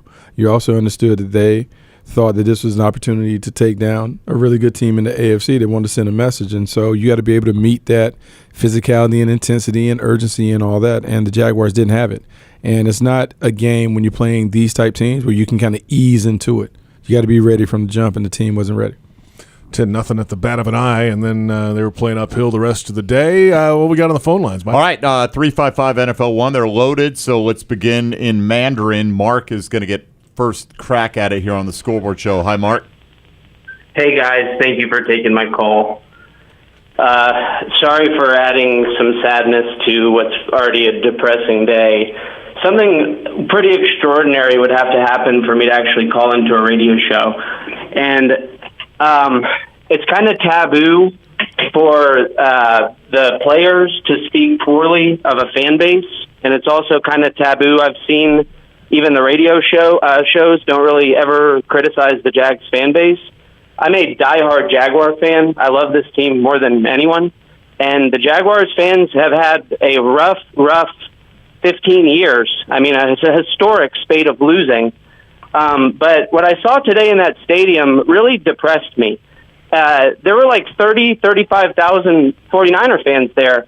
And I just can't believe that this is still what we see on a week in, week out basis anytime we have any kind of big time opponent here. And I was texting my friends about it, and one of them said something about, well, the secondary market must have been so crazy for this game. And I'd like to put that fallacy to bed right now because out of curiosity, I've been checking StubHub all week long to see how much tickets are for this game. And they're not that expensive. I mean, they were a little bit overpriced, but the point I'm trying to make is I'm just deeply disappointed in the Jaguars fan base. I was embarrassed today, and the whole country saw this. I also, out of curiosity, look at the TV coverage map to see how much of the country gets to see our team. And like 70% of the country got this game today. Yep. And there's just seas of red. I mean, there are literally sections of the stadium that were completely filled today with 49er fans. And it's just tough. I mean, that's all I got to say. I don't know if there's, I don't know. I wish there was a solution. I hope you guys have something encouraging to say, but I just felt it had to be said. I didn't know if they were going to address this topic, and it made me sick. I'm sick to my stomach. The game was bad enough as it was, but honestly, I feel worse about the fan turnout than the game itself, and I hope you guys have a great day. Thanks for the call. Appreciate that. And, you were out there, Buck. Yeah, we shouldn't feel as bad. Like, when you go to L.A., you go to SoFi, they talk about Niners South. I mean, Niners fans travel. I mean, they travel. Like, some fan bases travel more than others. I mean, you see the Niners, you see the Cowboys, the Steelers, the Raiders, like they travel. And so for the Niners fan base, I'm not surprised that there were so many here. I was just hoping that we would send them out of the stadium a little sad. Yeah, early and sad. And that did not happen. No, it did not, Mike. No, and look, they have a national fan base. I mean, that was built over winning Super Bowls over decades, and so they're Niner fans all over the country. It's not like they're all traveling from the Bay Area in San Francisco to get here, you know? Anyway, Mark, you said your piece. We move along to Charlie in Arlington next up here on the Scoreboard Show. Hi, Charlie. Hey, gentlemen. How you doing this evening? Okay. Just wanted to say, or kind of ask, how long are we going to wait for the offense to get better? Because really, we're not a good offense. And even last year, at the end of the year, we had some spurts where we scored some points and we kind of willed ourselves to victory and even scored 40 points here and there. But at the end of the day, I mean, you had the Jets game last year, you had the Chiefs game, 20 points, the Titans game, we didn't score much. I mean, we haven't really – are we overrating our offense? Have we played consistent good offense yet under Trevor Lawrence and Doug Peterson? Thanks for the phone call. I don't know what else you can do but wait on it, Bucky, right? Yeah, you got to wait on it. I mean, I first say they underachieved based on the expectation. We thought the offense would be the strength of the team, and it turned out the defense has been the one that's been holding it down with the takeaways and all those things. You've seen moments, but this team has not put it together. You're hopeful that there's still time, that they play their best football down the stretch, but at some point, man, the urgency has to come from this offense. This offense was supposed to be one that we thought would be one of the best in the league, and they haven't been able to perform to that standard yet. How much of that is on the quarterback and his play? A game like today, obviously, he did not play well. Not really anybody played well, but how much do you put on his plate, the play calling plate, all that combined? Well, the quarterback can make everybody right. Regardless of what the play call is, the quarterback, if he's good enough, he can kind of fix it and make it right. That's why quarterbacks get paid so much. That's why everyone is looking for that special franchise guy, because they can really mask and minimize some of the deficiencies and flaws that you have. Trevor Lawrence has not played up to that standard. He has not played up to what we thought. I think the conversation coming into the year, he would be a fringe top 5 quarterback. He hasn't played like a top 5 quarterback. And until he plays at that level, that Jaguars offense won't have a chance to go from good to great, because the quarterback has to play great for the offense to be great. And look, you can point to games last year when they didn't score a bunch of points against Tennessee or whatever. Trevor Lawrence in the second half of the year was phenomenal. He's had 15 touchdown passes in the last 9 games. So, from that standpoint, the offense was really good. They fell behind against the Chargers. They came storming back and scored 31 points in that game. But that's been a half-season kind of capsule, right? Yeah. And you're right. It hasn't been this year anything close to what we expected. We had hoped that he would pick up where he left off instead of having to build back to where he left off. Yeah, I mean, that was the expectation. You would think that he was going to hit the ground running year 2 in the system, knowing all the ins and outs of the scheme, and then having familiarity with most of the players, with the exception of Calvin Ridley. We thought this offense was going to take off because of the way that it finished. It hasn't, and so everyone has to do a little examination. Coaches, players, they have to figure out, hey, is it the personnel? Is it the scheme? What can we do to get this unit going? But the time is now, because you don't have another bye week. You got to figure this thing out on the move. 221 yards today, lowest output of the season in total yardage for the Jags, and 4 giveaways from the offense today in a 34-3 loss to the San Francisco 49ers. Back with more of your calls when we return. This is the Scoreboard Show on Jaguars Radio. Facing cancer takes a lot of determination, strength, and support. And you'll get it all at Baptist MD Anderson Cancer Center. Determination from world-renowned doctors, giving you specialized treatment with cutting-edge technology and research. Strength and support from a dedicated team, caring for you completely, during and after treatment. Don't face cancer with anything less than the team at Baptist MD Anderson. Appointments available at baptistmdanderson.com. As the official ticket marketplace of the Jacksonville Jaguars and the NFL, Ticketmaster has a wide selection of tickets available for every game. Whether you're cheering on the Jaguars at home or away, Ticketmaster has you covered. With Ticketmaster's interactive seat map, you'll get a 360-degree preview of your seat so you can make sure you've got the best view of those pivotal plays. Plus, the Ticketmaster app makes it easy to sell or transfer tickets if your plans change. And mobile tickets make getting in on game day a breeze. Find tickets today at Ticketmaster.com/Jaguars. That's Ticketmaster.com/Jaguars. Daly's Dash is not only your Jaguars game day stop, but a great place to grab a meal any day of the week. To honor the Jags and the fans, we've crafted the Duval Sub. The Duval comes with freshly sliced turkey ham, melted cheddar and habanero jack cheese, topped with crisp lettuce, fresh tomatoes, and a double portion of our secret sauce, all served on a fresh roll. Come by your local's Daly's Dash today to get your delicious Duval Sub. Daly's is the official convenience store sponsor of the Jacksonville Jaguars. Headquartered in Jacksonville, Florida, CSI Companies partners with leading organizations across the country to deliver workforce solutions. As a proud sponsor of your Jacksonville Jaguars, CSI crafts personalized operations to fuel the success of businesses, both big and small. Whether it's finding the right talent for a job or seamlessly managing a project from start to finish, CSI has over 3 decades of experience in getting the job done. This is your workforce solutions reimagined. Visit CSICompanies.com. As the official supermarket of the Jacksonville Jaguars, Publix is helping fans gear up for game day with the limited-time Jaguars Sub. Piled high with hot deli chicken tenders, boar's head bacon, cheddar cheese, coleslaw, and barbecue mayonnaise on a white sub roll. The Jaguars Sub is an easy, delicious meal for any fan. Make it an ultimate game day by ordering the Jaguars Sub online for in-store pickup. Publix, where shopping is a pleasure.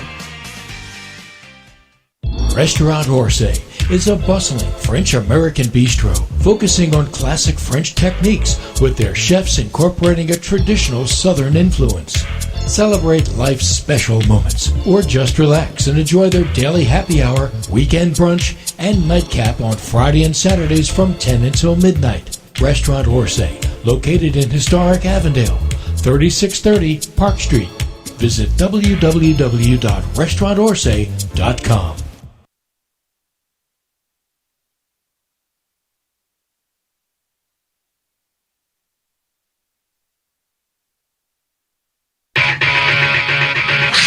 The Jaguars Scoreboard Show. Scoreboard Show continues right now.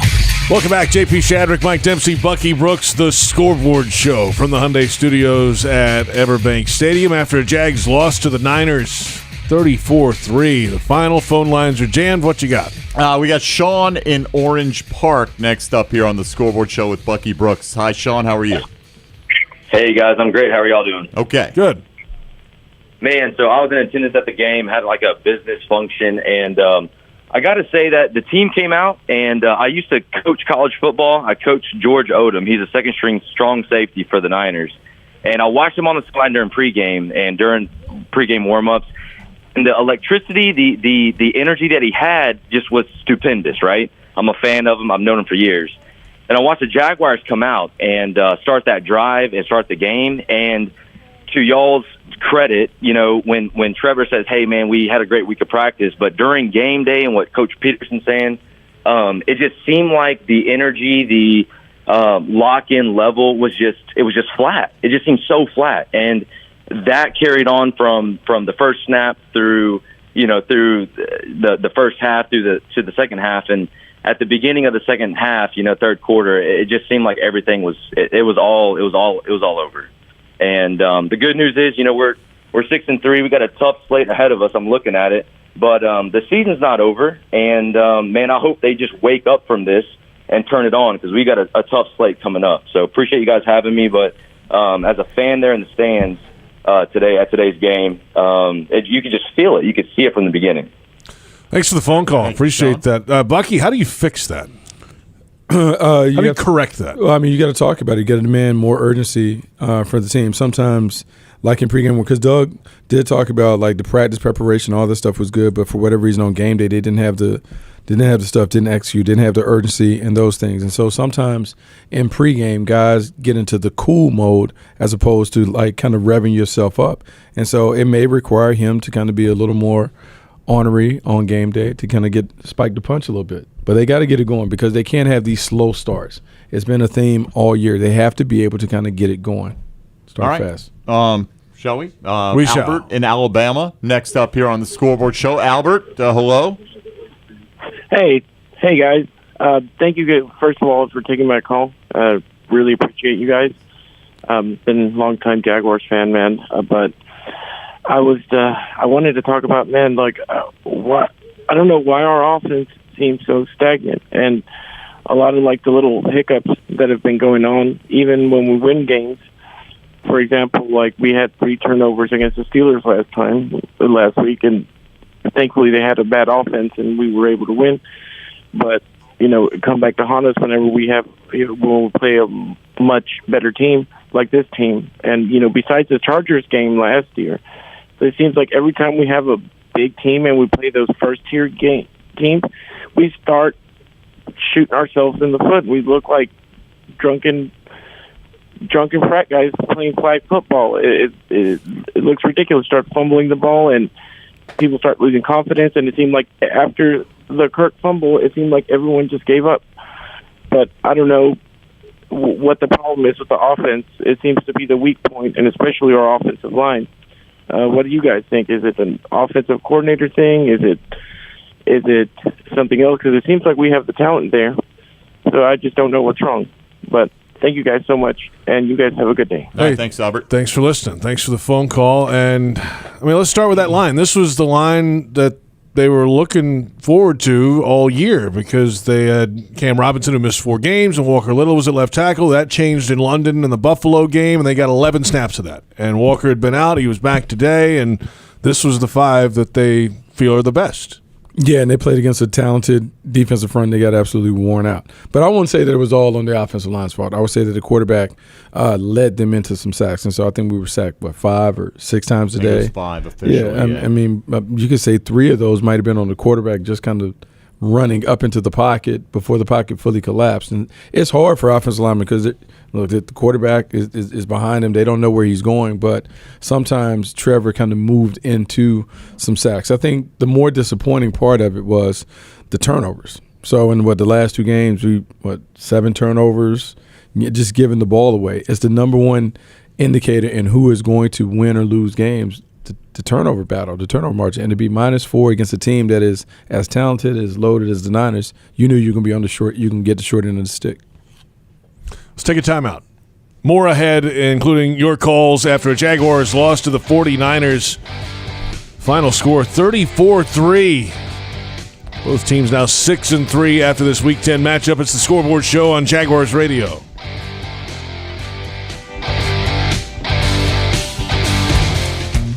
Who will your child grow up to be? Well, that depends on all of us. That's why, along with our groundbreaking medical care, Nemours Children's Health supports programs that address issues like food insecurity and the resources essential to learning. It's all part of creating a healthier future for all children. so they can grow up to be whoever they want to be. Nemours Children's Health, well beyond medicine. Calling all junior fire chiefs. Parents, register for your child to win the ultimate Jaguars game day experience. Cheering on the Jags from the brand new Firehouse Subs fire truck at Everbank Stadium, flashing the fire truck lights when the Jags score. As honorary junior fire chief of the game, your child will receive a Firehouse Subs gift, and the whole family will receive 4 tickets and a parking pass to a home game this season. Visit Jaguars.com/sweepstakes to enter to win today. See website for terms and conditions. Hey, it's Salem from Travel Camp RV, the official RV dealer of the Jacksonville Jaguars. I wanted to personally invite you to come shop with us. With locations throughout the Southeast, we're likely not far from you. We offer the nation's top RV brands. You can expect value pricing from the get-go and guaranteed best financing options. You can also find us online at travelcamp.com. Our mission is simple, to help more families make more great memories in an RV. Travel Camp RV. We've had the pleasure of doing this since 1982. Hey, Jaguars fans, are you tired of being late to the game because you're stuck in traffic looking for a parking space? Well, join the thousands of other Jags fans who already know the smartest way to get to Everbank Field is on JTA's Game Day Express. Shuttles run from 5 locations around Jacksonville. Passes start at $10 and are available exclusively on the MyJTA mobile app. Visit JTAFLA.com for full details. The JTA Game Day Express, where you're winning before the game even starts. Your Game Day Express is sponsored by the Jacksonville Zoo and Gardens. Touchdown at Jaguars away games when you fly nonstop from Jacksonville International Airport. Join the Jaguars in New Orleans and Pittsburgh. Watch them win in Houston and Nashville. All the other Jaguars games are just one short connection away. And if airport parking has you stressed, be sure to visit the Jax Airport website before traveling to the terminal. On it, you'll find information about the status of on-airport parking in real time. See if your favorite areas are available or if you need to call an audible. Visit flyjax.com for more information. The game may be over, but the excitement is just beginning. The Jaguars played a great game, and J-Tech is proud to be part of a community that supports our team. But before we go, let's take a moment to talk about an important part of our community, tradesmen and women. J-Tech believes that everyone deserves the opportunity to learn valuable skills and build a successful career. They're proud to support the Jaguars and our community by offering high-quality trades education. Learn more at jtech.org.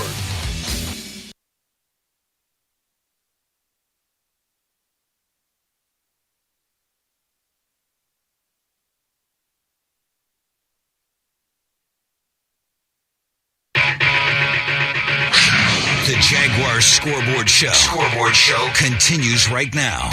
Welcome back. JP Shadrick, Mike Dempsey, Bucky Brooks at the Hyundai Studios. The Scoreboard Show after a Jags loss to the Niners, 34-3. Let's get our final few calls. All right, we've got them lined up here. We'll head out to Denver, Colorado, and Ray is checking in all the way from out there. Ray, you're on the Scoreboard Show. Go ahead, please. Hi, guys. Thanks for taking my call. Love your show. Been a Jaguars fan. Lived in Jacksonville, had to move out here. But always listen. Love your show. And love the Jags. And it's disappointing, obviously, today, what happened. And, you know, I guess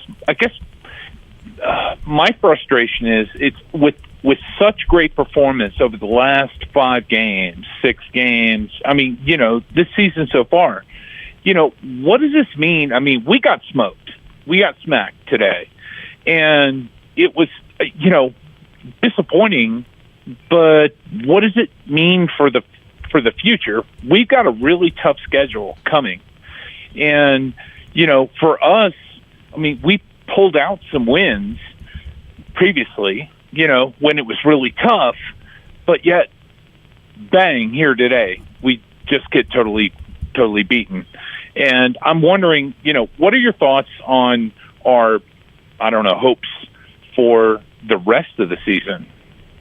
Thanks for the call. They got division games the next 2 weeks, Bucky, obviously, and then Monday Night Football for the first time since 2011, and the Bengals are coming to town. Yeah, I mean, there's no such thing as carryover. You can kind of put this one to bed. It wasn't a great performance, but it doesn't mean that next week is going to be terrible. Hopefully they learn from the mistakes, you know, and put it forth a better effort against the Titans, and then, you know, you just kind of take it as is. I mean, we've seen some teams have some bad losses throughout the year. That's what happens. I mean, It just happens. The league is just a week-to-week league. Some days you have it. You can't expect your team to go undefeated, but they need to bounce back. The more important thing is they need to get this offense on track because the offense has underperformed this year. You know, you look at, we're talking about San Fran's dominant performance over Dallas about a month ago, right? 42-10.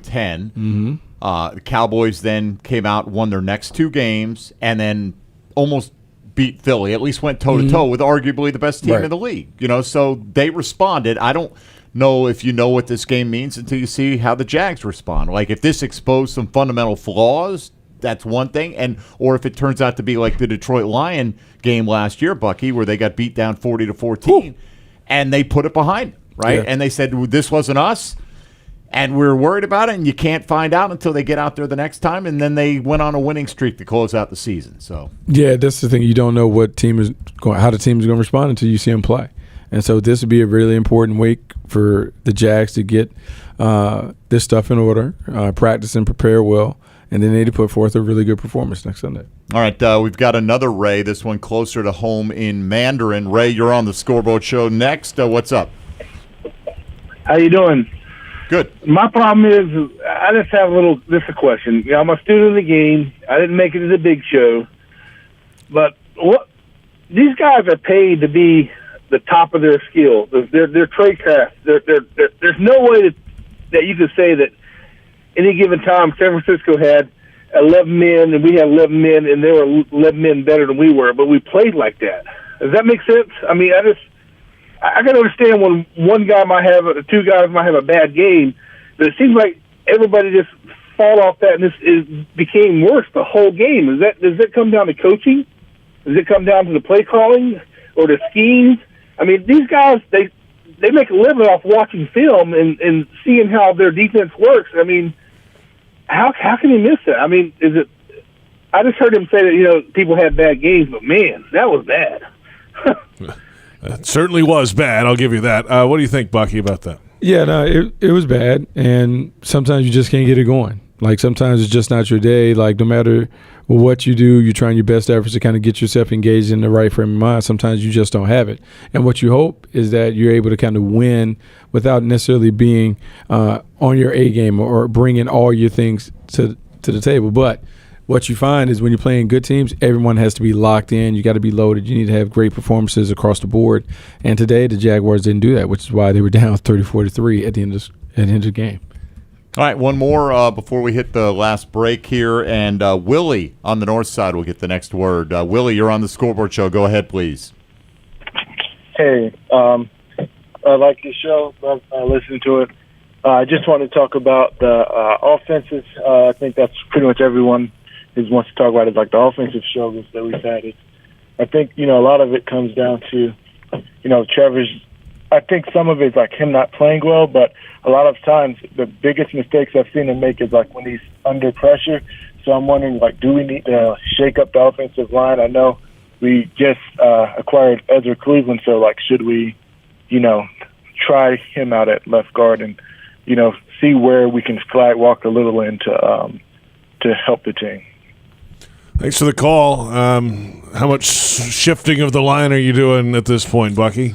You know, you're just now getting everyone back, so you don't want to keep shifting. At some point, you got to let them grow, let them work through some of their like struggles and that stuff, so they can get to the other side and be a more connected unit. Walk a little settling in at left guard. He has to have enough experience to be able to be good in that spot, and then some of the other people that you want to bring through. You just have to continue to let them go out there and battle. I felt like they battled, they competed. I didn't feel like all the 5 sacks were on them. Some of that was user error by the quarterback. You just have to look at the tape and see which guys are playing well. And if you can push them by putting another player kind of close to them in their spot, maybe you get better performances. Ezra Cleveland could be the reincarnation of John Hanna, and I don't think it would have mattered today. Oh. You know? Well, yeah. Today, at least. And like there are only so many ways you can go here, you know? Mm-hmm. I mean, I think they're pretty set for the positions on the offensive line. They just got Walker Little back, like you said, Bucky. It'll be interesting after the coaching staff gets a chance to evaluate the film if they agree with you, because there were times today where we're just like, Trevor, you got to get rid of the football, right? I mean, there was enough time to do it, and there might not have been anybody open down the field. He had his eyes down the field, but the clock's got to let you know that you just can't hang on to it. You can't have the penalty. You can't have these faux pas. You can't have all these miscues and mistakes and just not get it done. To me, the quarterback has to get everybody on the same page. You got to be in rhythm. He has to understand situation and circumstance and all that, and it's not showing up enough. We're back in a moment. Our final thoughts when we return. If you didn't get in your phone calls, the fifth quarter is coming up as well. This is the Scoreboard Show on Jaguars Radio.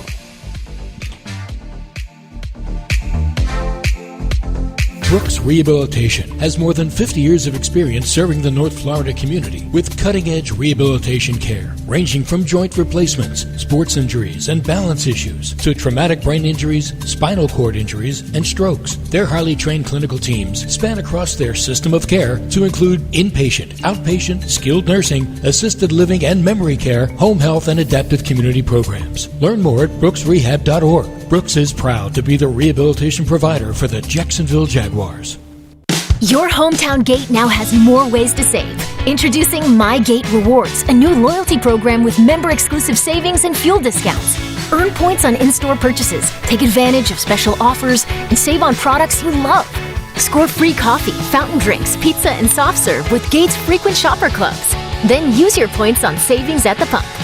Download the MyGate Rewards app in the App Store today or ask a store associate for more information. Go from good to Gate. As the official supermarket of the Jacksonville Jaguars, Publix is helping fans gear up for game day with the limited-time Jaguars sub. Piled high with hot deli chicken tenders, boar's head bacon, cheddar cheese, coleslaw, and barbecue mayonnaise on a white sub roll. The Jaguars sub is an easy, delicious meal for any fan. Make it an ultimate game day by ordering the Jaguars sub online for in-store pickup. Publix, where shopping is a pleasure. When it comes to water, choose our team, the winning team. Choose CGC Water Treatment. CGC Water Treatment works, and it works for DG too, former Jags QB, David Garrard. If you're not filtering your water, you are the filter. Don't be the filter. Discover the kinetical difference. Call CGC Water Treatment at 844-CGC-JAGS or visit cgcwater.com. CGC Water Treatment are proud partners of the Jacksonville Jaguars and your local independent Kinetico dealers. Touchdown at Jaguars away games when you fly nonstop from Jacksonville International Airport. Join the Jaguars in New Orleans and Pittsburgh. Watch them win in Houston and Nashville. All the other Jaguars games are just one short connection away. And if airport parking has you stressed, be sure to visit the Jax Airport website before traveling to the terminal. On it, you'll find information about the status of on-airport parking in real time. See if your favorite areas are available or if you need to call an audible. Visit flyjax.com for more information. Headquartered in Jacksonville, Florida, CSI Companies partners with leading organizations across the country to deliver workforce solutions. As a proud sponsor of your Jacksonville Jaguars, CSI crafts personalized operations to fuel the success of businesses, both big and small. Whether it's finding the right talent for a job or seamlessly managing a project from start to finish, CSI has over 3 decades of experience in getting the job done. This is your workforce solutions reimagined. Visit CSICompanies.com.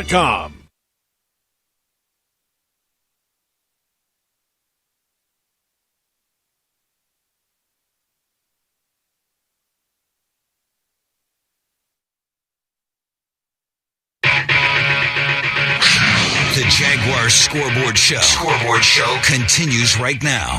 Welcome back. JP Shadrick, Mike Dempsey, Bucky Brooks at the Hyundai Studios at Everbank Stadium after a Jaguars loss to the 49ers 34-3. If you didn't get in here, Hacker, Coach Dave Campo, and Leon Searcy are standing by for the fifth quarter. We can put this one to bed, Bucky, finally. Yeah, we can put it to bed. 24-hour rule. So we'll dwell on it for about 24 hours, and we got to move on. You can't bring it back. We can't replay it. So you just have to hope that you can learn from what transpired, make sure we take care of the ball, do a better job with the protection. Quarterback has to play better. And then defensively, you got to be able to finish games. We're on to Tennessee, Mike. They're on to Jacksonville, fortunately, because they have been struggling on the road. I think 9 in a row now that they've dropped on the road. So, this is a huge game for the Jags here. Really is, right? Especially with Houston on the horizon and as well as C.J. Stroud and that team is playing right now. And the sky has not fallen. It's an ugly, horrible loss. Nobody's trying to sugarcoat it. but they sit here at 6-3. I mean, last year they were 3-6 through 9 games. So they're still in a much better place. The defense is still, I think, better than they showed today. And the defense has had 2 lapses this year, this and the Houston game, really. And hopefully, they get it rectified. I think they're, you look at this, you size their roster up versus San Francisco. The Jags were not the clearly better roster. I'm not saying San Francisco was light years ahead of them, but that at worst, it was a battle of heavyweights. The Jags have a better roster than Tennessee, clearly at this stage. So take care of business, get right back on the winning track. Yeah, just got to play better. Yep. Just play better football. Yeah. Have a great week, Bucky. Hey, man, we will. Did you have a good alumni weekend? Yeah, it was fun. It was a lot of fun until the game started. Yeah. Other than the game, it was. Yeah, like if we could have ended it, if the video ends right before the game, it's a great alumni weekend. Always good to get all the guys back together. We'll talk to you on Wednesday, Bucky. For sure. Huddle Up. It's Bucky Brooks, Mike Dempsey. Thanks to our entire crew, Tony Smith, Donna Murphy, the Fortunato clan, and thanks to you for listening. 5th quarter is next. Jaguars fall to the 49ers 34-3, and this has been the Scoreboard Show on Jaguars Radio.